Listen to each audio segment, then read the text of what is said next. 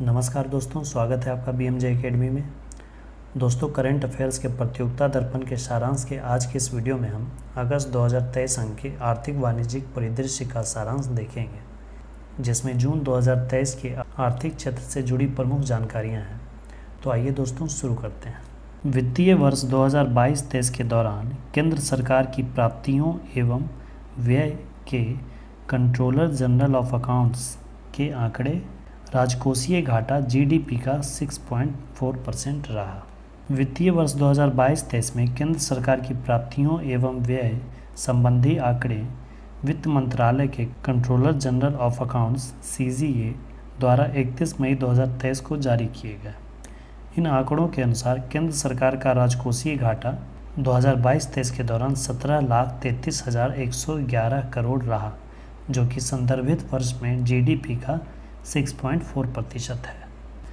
2023-24 की खरीफ उपजों के लिए न्यूनतम समर्थन मूल्य जारी। 2023-24 की खरीफ की उपज के लिए नए न्यूनतम समर्थन मूल्य मिनिमम सपोर्ट प्राइस MSP की घोषणा सरकार ने 7 जून 2023 को की। इसमें धान की दोनों ही श्रेणी, सामान्य और A ग्रेड श्रेणी के न्यूनतम समर्थन मूल्य में 143 रुपये प्रति क्विंटल की वृद्धि की गई है। नए न्यूनतम समर्थन मूल्य इस प्रकार निर्धारित किया गया है ताकि किसानों को उनकी उपज की अखिल भारतीय भारित औसत उत्पादन लागत all India weighted average cost of production का न्यूनतम 1.5 गुना मूल्य प्राप्त हो सके। इसी परिप्रेक्ष्य में सभी खरीफ उपजों के लिए न्यूनतम समर्थन मूल्य उनके लागतों की तुलना में 1.5 गुना या उससे भी अधिक इस वर्ष भी किया गया है। धान के MSP में 143 रुपये प्रति क्विंटल की वृद्धि से धान का मूल्य प्रति क्विंटल 2,183 रुपया हो गया है। MSP में इस वर्ष सर्वाधिक वृद्धि 805 रुपये प्रति क्विंटल की वृद्धि तिल में की गई है, जिससे तिल का न्यूनतम समर्थन मूल्य 8,635 रुपये प्रति क्विंटल हो गया है। नए समर्थन मूल्य में लागत पर सर्वाधिक प्रतिशत प्रतिफल बाजरा पर किसानों को प्राप्त होगा, जिसका न्यूनतम समर्थन मूल्य 2500 प्रति क्विंटल निर्धारित किया गया है, जो कि इसकी लागत पर 82% का प्रतिफल किसानों को उपलब्ध कराएगा। सबसे ज़्यादा वृद्धि हुई है तिल में और सबसे ज़्यादा प्रतिशत प्रतिफल बाजरा में। चीनी सत्र 2023-24 के लिए गन्ने के उचित एवं लाभकारी मूल्य 10 रुपये प्रति क्विंटल की वृद्धि। चीनी सत्र अक्टूबर-सितंबर 2023-24 के लिए गन्ने के उचित एवं लाभकारी मूल्य fair and remunerative price FRP में 10 रुपये प्रति क्विंटल की वृद्धि सरकार ने जून 2023 में की है। अब इसका मूल्य 315 रुपये प्रति क्विंटल हो गया। केंद्र सरकार द्वारा घोषित FRP गन्ने के लिए किसानों को दिया जाने वाला न्यूनतम समर्थन मूल्य होता है। चीनी मिलें इससे अधिक मूल्य के भुगतान हेतु स्वतंत्र होती हैं। किसानों के हितों को बढ़ावा देने के लिए उत्तर प्रदेश, पंजाब और हरियाणा इत्यादि राज्यों की राज्य सरकारें इससे अधिक मूल्य की घोषणा करती है, जिसे कि राज्य सलाहकारी मूल्य स्टेट एडवाइज्ड प्राइस SAP कहा जाता है। मौद्रिक नीति की 2023-24 की दूसरी द्विमासिक समीक्षा में भी रेपो दर अपरिवर्तित।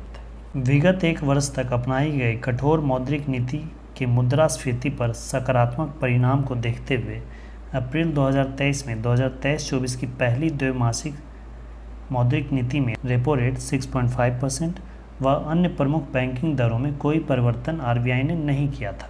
चालू वित्तीय वर्ष 2023-24 की 8 जून 2023 को घोषित मौद्रिक नीति की दूसरी द्विमासिक समीक्षा में भी रेपो दर को रिजर्व बैंक ने अपरिवर्तित रखा है। 2022-23 में देश में टेलीफोन कनेक्शनों की संख्या में वृद्धि। देश में दूरसंचार उपभोक्ताओं की संख्या व टेली डेंसिटी इत्यादि के संबंध में मार्च 2023 के अंत की स्थिति के संबंध में विस्तृत आंकड़े भारतीय दूरसंचार नियामक प्राधिकरण ट्राई द्वारा मई 2023 में जारी किए गए। इन आंकड़ों के अनुसार मार्च 2023 के अंत में देश में टेलीफोन कनेक्शन की कुल संख्या 117.23 करोड़ थी, जिससे देश में टेली डेंसिटी 84.51% हो गई है। टेली डेंसिटी प्रति 100 व्यक्ति पर कितने टेलीफोन कनेक्शन है उसे कहा जाता है। ट्राई के इन आंकड़ों के अनुसार सर्वाधिक टेली डेंसिटी दिल्ली में 273.67%, जबकि न्यूनतम टेली डेंसिटी बिहार में 55.23% थी। चालू वर्ष 2023 में वैश्विक वृद्धि 2.7 रहने का OECD का ताज़ा अनुमान। उच्च आय वाली विश्व के 38 प्रमुख देशों के अंतर सरकारी संगठन, आर्थिक सहयोग एवं विकास संगठन, organisation for economic cooperation and development OECD ने चालू वर्ष 2023 में वैश्विक वृद्धि के अपने पूर्वानुमान में संशोधन जून 2023 में किया। इस संगठन ने 2023 में वैश्विक अर्थव्यवस्था में वृद्धि 2.2% रहने का पूर्वानुमान 2022 में व्यक्त किया था, परंतु अब 2023 में वैश्विक वृद्धि 2.7% रहने का अनुमान OECD ने जून 2023 में व्यक्त किया है। OECD, जिसका मुख्यालय पेरिस में स्थित है, ने जून 2023 में अपनी रिपोर्ट अ फ्रेजाइल रिकवरी रिपोर्ट में कहा है कि खाद्य एवं ऊर्जा की कीमतों में गिरावट और चीन के पूर्ण रूप से फिर से खुलने से वैश्विक विकास के लिए सकारात्मक संकेत मिलने लगे हैं। धरती माता की उर्वरता की बहाली, जागरूकता, पोषण और सुधार हेतु प्रधानमंत्री कार्यक्रम PM प्रणाम। रासायनिक उर्वरकों के उपयोग को कम करते हुए वैकल्पिक उर्वरकों को बढ़ावा देते हुए उर्वरकों की संतुलित सतत उपयोग को बढ़ावा देने के लिए इस योजना का प्रस्ताव सितंबर 2022 में रबी अभियान के लिए कृषि पर राष्ट्रीय सम्मेलन के दौरान किया गया था। बाद में इस PM प्रणाम योजना धरती माता की उर्वरता की बहाली, जागरूकता, पोषण और सुधार हेतु प्रधानमंत्री कार्यक्रम का उल्लेख वित्त मंत्री श्रीमती निर्मला सीतारमण ने 2023-24 का बजट प्रस्तुत करते समय किया था। इस कार्यक्रम को केंद्रीय मंत्रिमंडल की 28 जून 2023 की बैठक में मंजूरी प्रदान कर दी गई है। इस योजना के तहत केंद्र सरकार सभी राज्यों के रासायनिक उर्वरकों के कम उपयोग पर प्रोत्साहन देगी। रासायनिक उर्वरकों पर निर्भरता कम करके तथा प्राकृतिक एवं वैकल्पिक उर्वरक को अपनाने को प्रोत्साहित करके सरकार का उद्देश्य पर्यावरण के अनुकूल कृषि प्रथाओं को बढ़ावा देना तथा कृषि पारिस्थितिकी तंत्र के दीर्घकालिक स्वास्थ्य को सुनिश्चित करना है।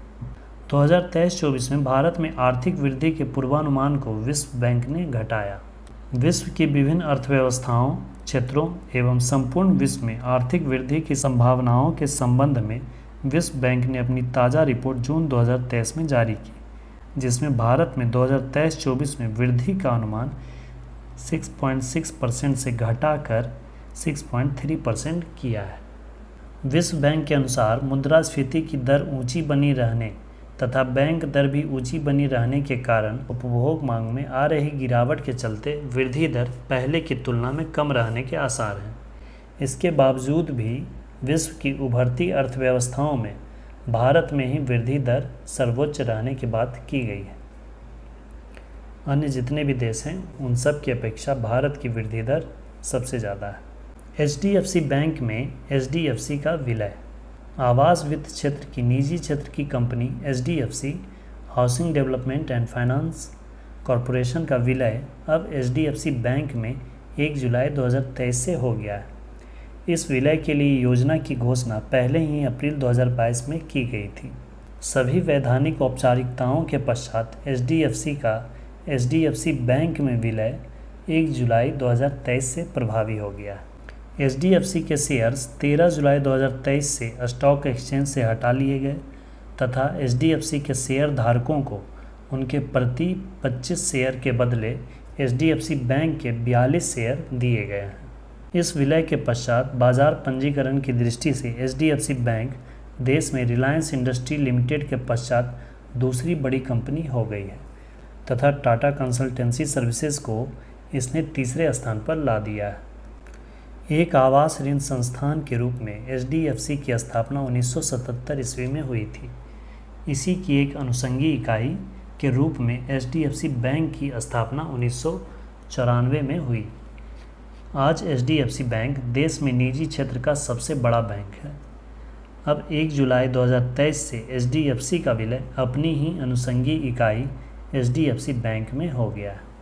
पेरेंट कंपनी थी HDFC का ही एक अलग यूनिट बना HDFC बैंक। तो जो पेरेंट कंपनी थी HDFC, उसका विलय ही उसकी यूनिट जो था HDFC बैंक उसमें हो गया।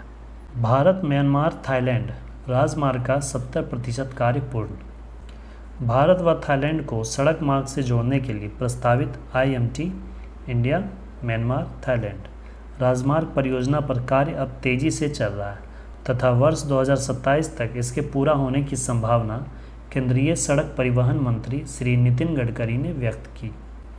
परियोजना पर कार्य की स्थिति के अवलोकन के पश्चात श्री गडकरी ने मीडिया को बताया कि इसका लगभग 70% कार्य पूर्ण हो चुका है।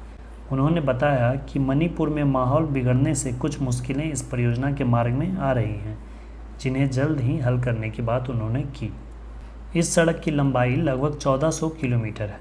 यह सड़क मार्ग भारत में मणिपुर के मोरेह का म्यांमार के रास्ते थाईलैंड के मैकसॉन्ट से जोड़ेगा, जिसका विस्तार आगे आसियान के अन्य देश लाओस, इंडोनेशिया, वियतनाम तक करने की योजना है। इससे आसियान देशों के साथ कनेक्टिविटी का विस्तार होगा तथा सड़क मार्ग से ही भारत से थाईलैंड व आगे अन्य देशों तक जाया जा सकेगा, जिससे कि आपसी व्यापार को भी बढ़ावा मिलेगा। ये थे दोस्तों प्रतियोगिता दर्पण के अगस्त 2023 अंक के आर्थिक वाणिज्यिक परिदृश्य का सारांश। दोस्तों वीडियो हेल्पफुल लगी तो अपने स्टडी ग्रुप्स और दोस्तों के साथ भी शेयर करें और चैनल को सब्सक्राइब करना ना भूलें। इम्पोर्टेंट वीडियो जो आपकी परीक्षा के लिए महत्वपूर्ण है, आपको इस चैनल पे हमेशा मिलते रहेंगे। धन्यवाद दोस्तों, जय हिंद।